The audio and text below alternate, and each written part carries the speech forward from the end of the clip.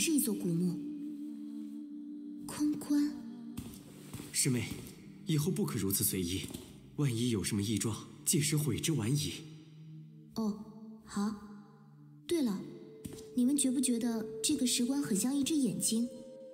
不只是石棺，还有山壁上的画，还有这条地下河。我刚才在河边看了一下，按照河岸的走势，这儿有可能是河道中比较宽的一段，而前后较窄。如果能清清楚楚地从高处俯瞰，说不定也会觉得整个像一只眼睛呢。可惜这里太黑了，都只是我的猜测。对身体一部分的崇拜古已有之，回去以后我们专门找找关于眼睛的记载。师兄，你说是不是古考会的人把尸体带走了？难道尸体上有什么东西，一时不好取下来，但又特别值钱？为何不是起尸？你看这周围一片混乱，应当发生过什么？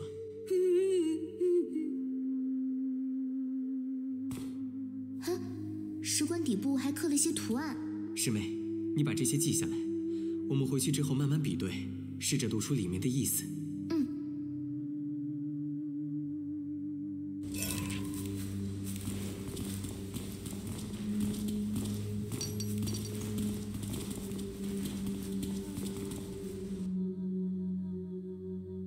陶器上的纹样都很古老，瞧着有点像夏商时的东西，但又不太一样。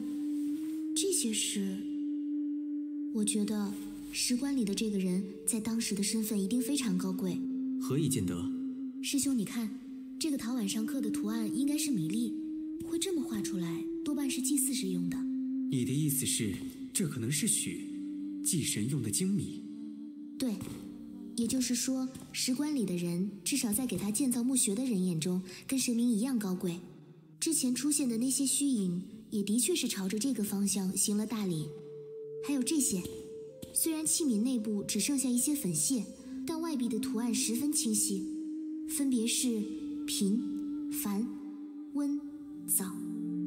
现在说来不稀奇，但古时候却只有在祭神大典或者非常隆重的宴席上才能使用它们。一路走来，我发觉这里的格局也很讲究。藏经里面说，气乘风则散，借水则止，古人聚之使不散，行之使有止。此处山势河合，藏风得水一应俱全，正是少见的风水宝地。这样说起来，我们还真是误入了一个大人物的墓里。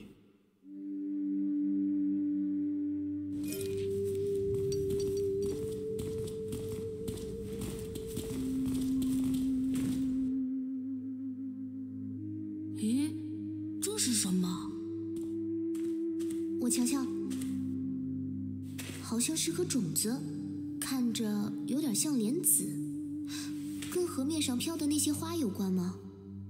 哼，师妹，我在那几艘船里发现了这个，又是眼睛。我记得学会里有本书上说过，在一些偏远地区的部族中，船的含义就是棺，载人渡过生死之河。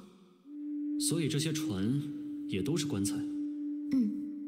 加上人像里的尸骨，这儿也许是个很大的合葬墓。岛上石棺的主人，他的身份地位应该是所有人里最高的。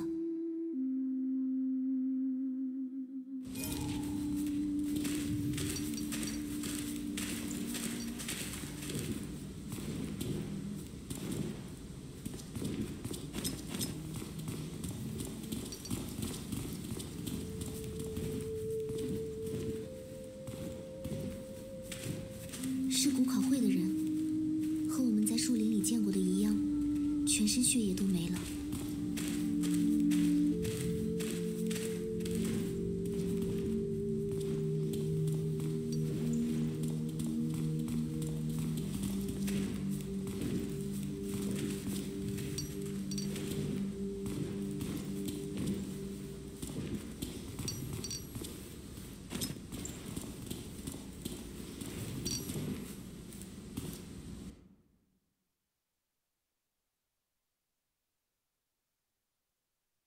脚印凌乱，一共有4个人从这里匆忙经过，要么掉河里去了，要么渡河到了对岸。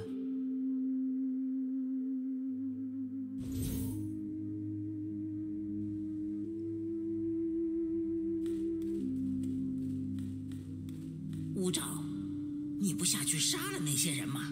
他们竟敢这样冒犯你！他们中间有一只辟邪。啊？辟邪？那种讨厌的妖族竟然还没有灭绝吗？我来此地之后，缙云和姬轩辕如何？缙云我知道，你死后没多久就有消息传来，他在乱雨山战死了。等他那帮部下赶到时，人已经魂飞魄散，尸骨连点渣都没剩下。不过拜他死在那儿所赐，乱雨山的魔气倒是全被净化了。然后我就被你那帮信徒关进了罐子里，你能想象吗？这么多年，我快被闷死了。就算他们自己不惜命，要用巫之血、用魂魄把这里弄成养魂地，可凭什么这样对我？订过契约就一定要给你殉葬吗？一群死脑筋，战死在乱雨山，自以为是。以为这样我便会原谅你？嗯，那帮家伙离开了，往另一边的山道上去了。乌照，你什么时候能把头安回去？这样看着真不习惯。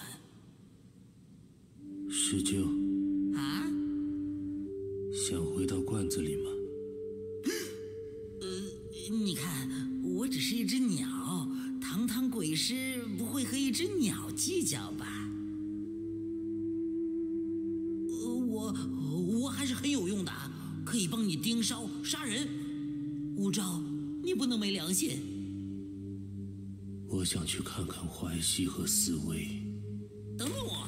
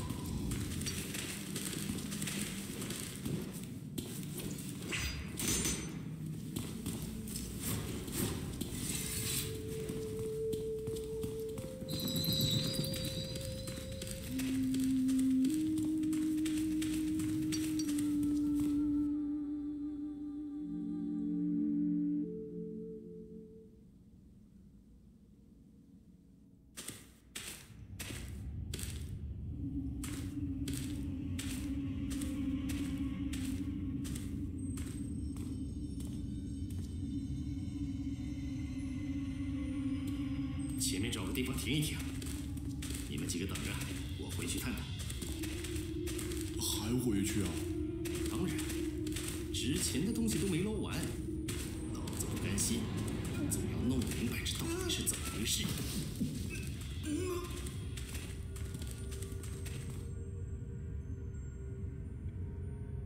吴兆，你怎么不把他们通通吃了？难道重活一次，你性子变好了？我看错你了，没想到你变得这么心慈手软。早知道我当初是不是该去投靠缙云？这家伙手底下的性命也不少。不行，他太无趣了，规矩又多，不杀平民也就罢了，连战俘都不许随便杀。说起来，你当年为了雷祖也去守着破规矩，到头来西陵又落了什么下场？疼死了！脾气真坏。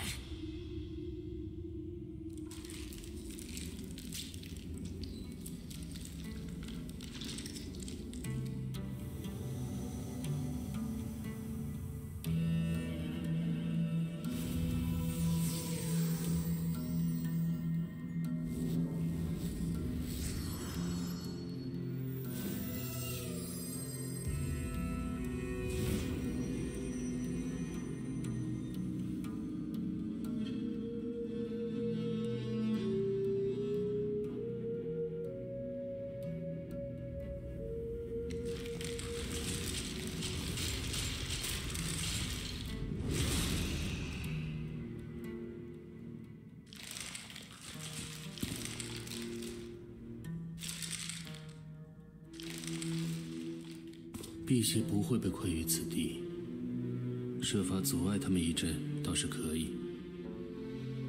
那另外几个人呢？他们只是走在我安排好的路上。这些人身上带着有趣的东西，我想再看看。吴兆，你总是这样神神秘秘，很难闲聊，你知道吗？那思薇又怎么办？她好像不见了，你一点都不担心？离开此地，自然会见到。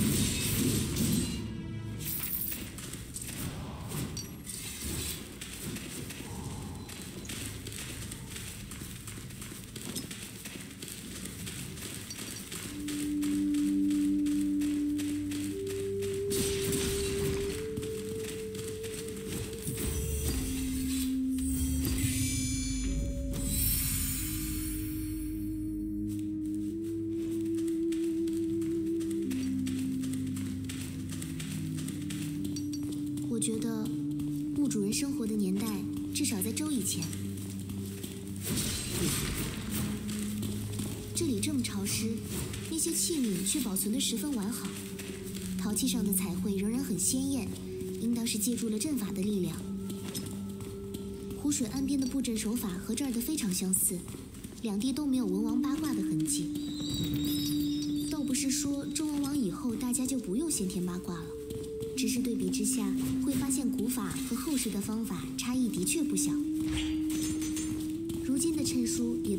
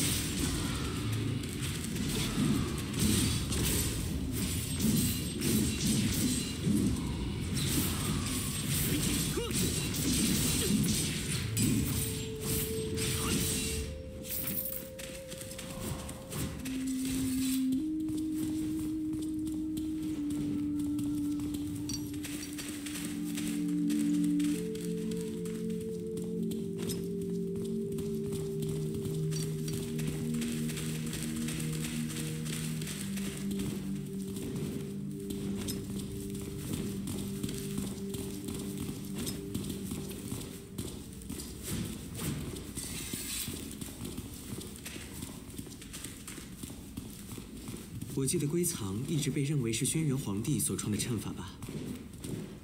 万物莫不归藏于其中，而连山则是山之出云，连绵不绝。师兄说的没错，